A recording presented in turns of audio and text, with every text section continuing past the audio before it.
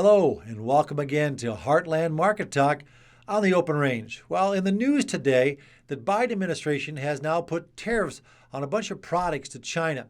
They put tariffs on electrical vehicles, batteries, medical supplies, and another list of items that did not include hope for tariffs on cooking oil.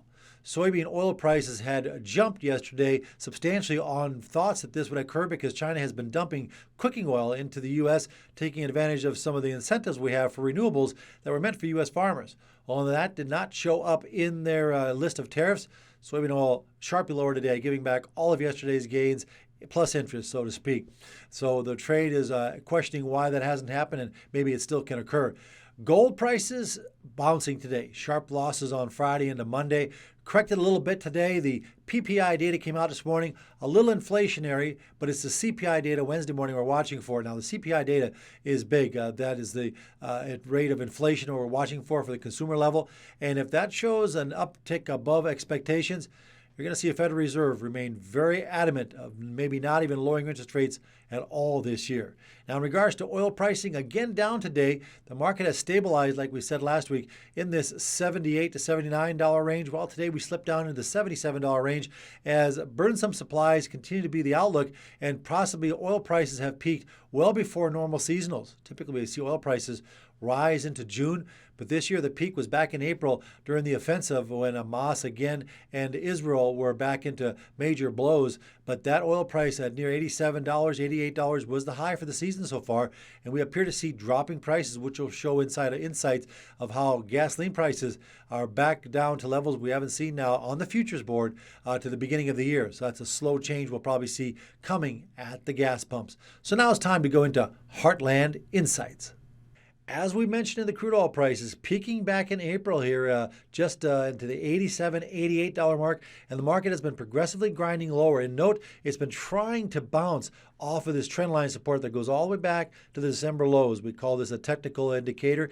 And now today, after again another attempt, we have closed back below it. Now, typically, when you see a bull market, you usually hit the numbers and then bounce aggressively. You don't sit here and grind off of it, do a minor bounce, and then a bleed. This is like falling off the shelf, so to speak. So the way the market is acting, it appears that the possible intention of the Federal Reserve will be to maintain higher rates later on into the year, and crude oil wants to trend lower into the Memorial Day driving season. And take a look at this gasoline chart.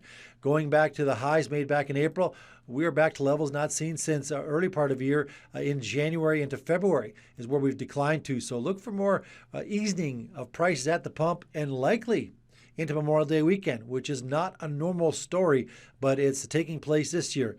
The otherwise spot gold today bouncing again after Friday's sell-off into Monday. We are waiting on the CPI data. You can kind of see a downtrend flag pennant here developing for those that follow technicals. You can see what we call a flagpole with a pennant. And so if this market cannot get moving higher, we have another break to the downside anticipated on gold. Keep in mind, gold seasonally rallies in the wintertime and drifts May into August. Now, that's not normal for this year as the trade is anticipating world issues that has gold still continuing to be a very favored status. But I have to admit, the trend potential for gold does say we can soften yet for another month or so. Now, weather in Russia. This is the large area that we've outlined where the wheat is grown in Russia and Ukraine. Note, here is the Black Sea, and here is the Ukraine boundary. So this area of moisture that's arriving is in a smaller area of southwest Russia, whereas large areas still need moisture, and they've been experiencing freezes here over the last weekend. That's what's bolted our wheat prices so significantly higher in the past. This wheat rise was the drought in Russia and then freeze losses where the planting will occur on some of this frozen wheat ground. They'll plant spring wheat. But when they do that, it's guaranteed 20% production losses versus winter wheat. So analysts are dialing down the potential of production out of Russia, which has been supporting wheat prices and, of course, good opportunities for farmers to sell valuations we haven't seen since last October. Now, in the U.S., inundated with rains here now down in the southern portion of the Midwest. This is the rain forecast through Friday, May 24th. We are basically half planted on the corn. We're behind on the soybeans. But if we take a graphic look first on the corn trade, we did break out to the upside. You can see moving average support held last week. And so corn still looking outlook to the upside here. And planting, as we can tell here, behind normal here in Illinois, Indiana, Ohio, where I showed you this large swath of rain. They need to be well over 50% at this time. They like to have the bulk of their corn crop planted by May 20th. And so this is what's supporting the corn trade. In soybeans, here too, you can see moving average resistance, that's this purple line, has now become support.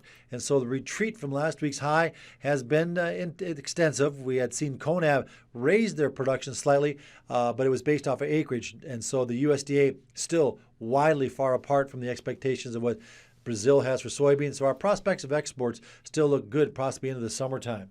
Now it's time to go for our question of the day. If any viewers out there would like to send us a question about the stock market or about commodity markets, we'll gladly answer them for you. You send your email to info@heartlandinvest.com. So we had a question about what is the purpose of speculative limits? Why are there position limits in commodity futures?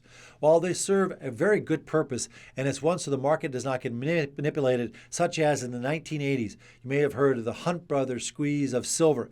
They were accumulating physical silver supplies, and at the same time, they were buying up the silver futures contracts, which were they're going to demand deliveries. They were creating a distorted look in the price of silver, sending prices sharply higher back in 1980 to $50 an ounce until the exchanges came in and told them they had to reduce their silver supply position holdings, which of course caused a demise from $50 silver very quickly down to $20, which pretty much broke, you could say, the Hunt brothers. Now in the 90s, we had an effect called the Ferruzzi squeeze in soybeans. A firm out of Europe was trying to buy up the soybean supplies. They were anticipating a shortfall in their country, and they, in fact, used their position limits beyond what, as far as users were actually physically concerned for, were too large, because they became too large of a portion of total participants, which the market does not want to see. Otherwise, you see these erratic movements that are uncontrollable. And so position limits serve a purpose, whether speculatively or hedging is why they've put them into place. And so for that reason, that's why we have this in place called position limits. Again, if you have any questions, send one to info@heartlandinvest.com.